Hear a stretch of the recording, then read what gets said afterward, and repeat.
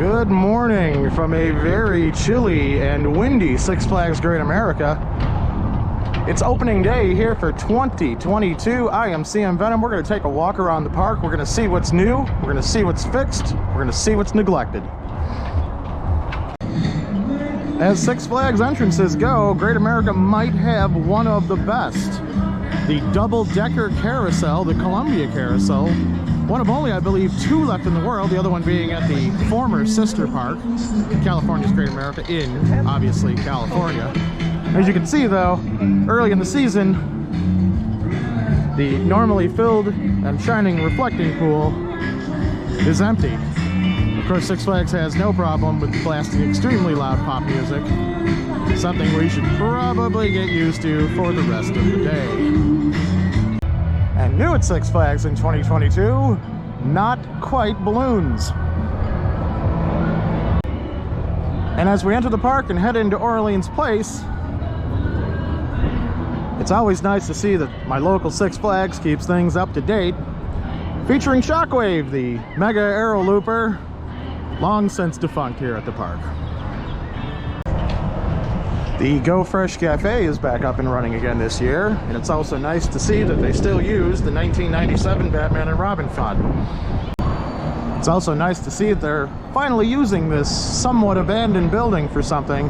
Apparently at some point, Big Lou is going to be offering us frozen sangrias and margaritas, frozen Jacks and Cokes, and of course, ice cold beer. But apparently, not today. Big Lou must be sleeping in. An opening day attraction here, Rue Le Doge, or Rue La Dodge, if you really want to get particular about it. As far as I know, one of the few bumper car sets still left in the entire country without an island.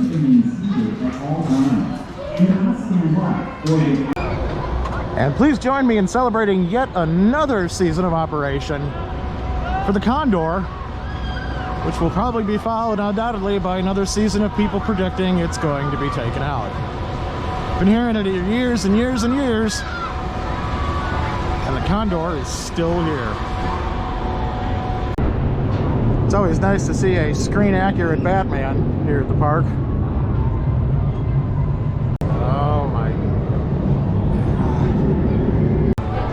And since I mentioned Shockwave earlier, the plot of land where it once stood is now occupied by Superman Ultimate Flight, the park's B&M flyer, and in my opinion, with the exception of the pretzel loop, a one-trick pony.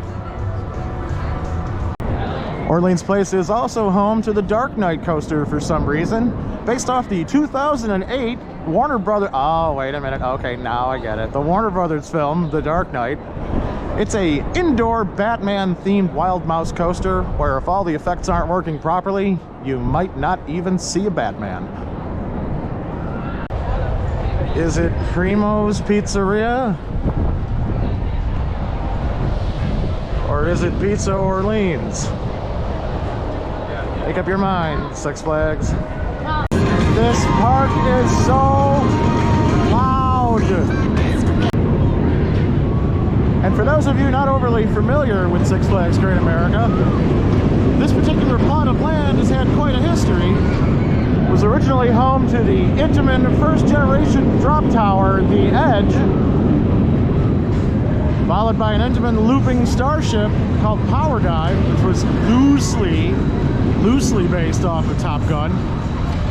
It was the mid-'80s. It made sense. Following that, has Topps been set here? Before they decided to put in, well, whatever the hell you'd consider a Larson Looper to be.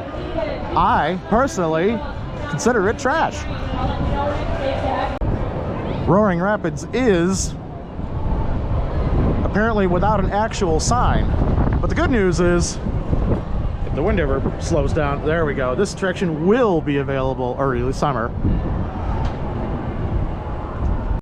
And for a fun little factoid, for the last couple of years, Great America has been using the empty flume for Roaring Rapids as a walk-through haunt for their Fright Fest event. I have absolutely no idea what on earth Party Gras is. But with a stage like this, I'm expecting something spectacular. Later this spring, Yankee Harbor will be no more. Replaced by the DC Universe. And for those of you who may have been expecting to see some primary paint colors and wooden cutouts thrown in queues, unfortunately, DC Universe is not ready for public consumption yet. The bigger problem here is the fact that they have literally cut off this part of the park, meaning you can't walk it in a loop anymore. At least not until later this spring, when the Joker is finished wreaking his havoc or whatever the fuck. And due to the impending arrival of DC Universe, Batman, the world's first B&M inverted coaster, isn't operating. But then again, neither is the Joker, which is just fine in my book. I've been on a few of the S&S free spins, very similar to the Joker. I think I've got enough of a sample size to say that no, I really don't like them at all. Good, looking great. Max Force is Great America's newest coaster, opening in 2019. It's hot, it's fast. It's not open today. I used to like the Skytrack Tower until I saw how they evacuate it, and now no more Skytrack Tower for me. And Great America has a reasonably decent sized variety of merchandise. I just wish there was a theme park somewhere in the world where I could get my hands on my true passion. That being small replica truck. Oh, here we go. Look at those beauties. Really? You can't put together a proper classic logo t-shirt, but you give me one for Mardi Gras hangover. And if you only need one reason to visit Six Flags Great America, you might as well make it the Wizard. The Wizard, of course, being one of only 2 Schwarzkopf Speed Racer models left in the entire world, this one being the only one left in the country. You can ride the other one, but you'd have to go to Colombia for it. And of course, the Wizard has the seal of approval from the American coaster enthusiasts, which means that it's got to be good. Might possibly be a little handsy too. And if you're looking for a so-so chicken sandwich and a watered-down expensive drink, I think you'd be very happy here with Strutter's famous chicken sandwiches, brews, and spirits. After a few years of going under the absolutely awful name of the East River Crawler, the Lobster is back and in fine form. This may look like your typical octopus ride you've seen at different theme parks, but trust me, it's far, far better. And Viper is the first thing you encounter coming into Southwest Territory. Built in 1995 by Six Flags themselves. I know, an in-house project that didn't fall apart, go figure. Viper is a mirror image of the Coney Island cyclone. Come on, man. You're a national company. Hire a proofreader. Raging Bull is one of the few B&M hypers to feature a twister layout as opposed to the more traditional out and back. This was my first B&M hyper. I rode this for a good number of years before I got on anything else, so I thought they were all like Raging Bull. They're not. Diamondback. Something tells me the Giant Drop isn't working as advertised today. Hot thrills here at Giant Drop, I tell you. And hey, since there's a drop tower in my video, I should probably put some appropriate tags. Maybe something having to do with some sort of an accident. Oh, wait a minute, hold on. What kind of asshole would do that? And fitting in seamlessly just outside here of Southwest Territory is the Hall of Justice, home of Justice League Battle for Metropolis. Unfortunately, it doesn't look like there'll be much battling in Metropolis, or much justice at all, as everything appears to be closed. And I guess unless you lived in Metropolis, or wherever the Hall of Justice is, you'd have no idea that the facade hides what apparently looks like some sort of a pole barn. And yet another season for the Demon. Originally opened in 1976 as the turn of the century, this coaster was somewhat reprofiled in 1980, given a paint job, some landscaping, and a spiffy theme song to become the Demon. The Demon isn't half bad. I mean, ultimately, it's more of a toss-up about whether or not the corkscrews here are going to give you a minor concussion or not. Now, ladies and gentlemen, I'm no fancy big city roller coaster engineer, but you gotta think this is not good, right?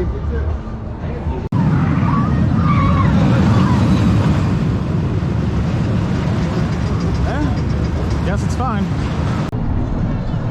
And per usual for a day at Great America, the line for X-Flight relatively long. X-Flight, of course, being the park's B&M wing coaster. One of the better versions of the model that I've ridden all over the country. Seeing as that how panning back and forth, you can pretty much see the entire layout right here. Tight, compact, fast and twisty. It's really, really good stuff. And I'm honestly kind of surprised Six Flags hasn't cloned these things for relatively small footprints.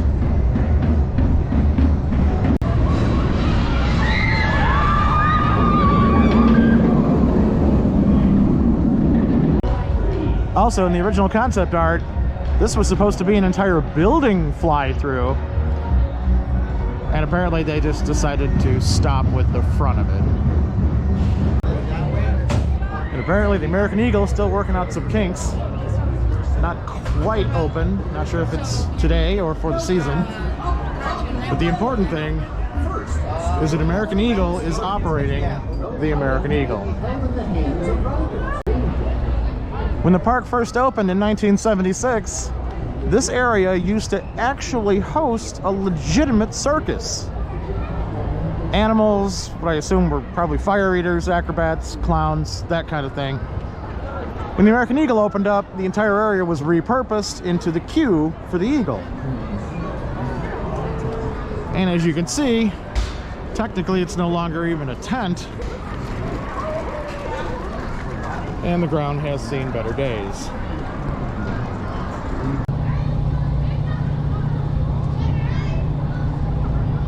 Most dismal looking section in a kids area? You make the call. It may be serving funnel cakes now, but this building used to be the county fair stop for the Von Roll Sky Ride, known as the Delta Flyer / Eagles Flight, that ran all the way across the park to Orleans. California's Great America still has theirs. Ours having been removed quite some time ago. Not like it matters to me, because those things scare the shit out of me. And now for what most people consider to be the absolute gem of the park. This, of course, being the 2014 ground-up Rocky Mountain construction coaster known as Goliath. Yes, one of about 453 things Six Flags calls the Goliath, but this is a thing of wonder. Fantastic first drop. Look at that lift hill structure. And quite possibly one of the best dive loops I've ever experienced, and without a doubt the best zero G stall on any RMC I've ever ridden. And since I'm here, I'll have to say that only an absolute credit whore would be riding this Vekoma roller skater junior coaster known as Sprocket Rockets. Not that I've ever done that before. And the Little Dipper is a 1950 PTC wooden roller coaster that originally used to operate at Kittyland in suburban Chicago. And when Kittyland was closed down, to bulldoze it for a Costco. Great America bought it, brought it here, and reconstructed it. And this is about as close as you can get to the coming soon DC universe, formerly known as Yankee Harbor, from the Yukon Territory side. As you can see, it appears that the repaint of V2 vertical velocity is complete. Just apparently waiting for maybe a new sign and a lot of references to the Flash. And here in Yukon Territory, this used to be the kids area known as Fort Fun. And as you can see, over the years, it has transformed into a gigantic open area covered in sun-baked concrete that stinks of gasoline. And of course, no trip to the park would be complete without a run on Triple Play, the wondrous and beautiful Huss Troika. I think if I could only have one flat ride in my backyard, it would probably be one of these. And yeah, granted, a lot of stuff isn't open, some stuff isn't finished, some things aren't full or landscaped. But hey, it's mid-April in Chicago, it's opening day. I wouldn't really expect a whole lot to begin with. But regardless, looking forward to coming back here quite a few times over the season. Been rolling at this park since 1976.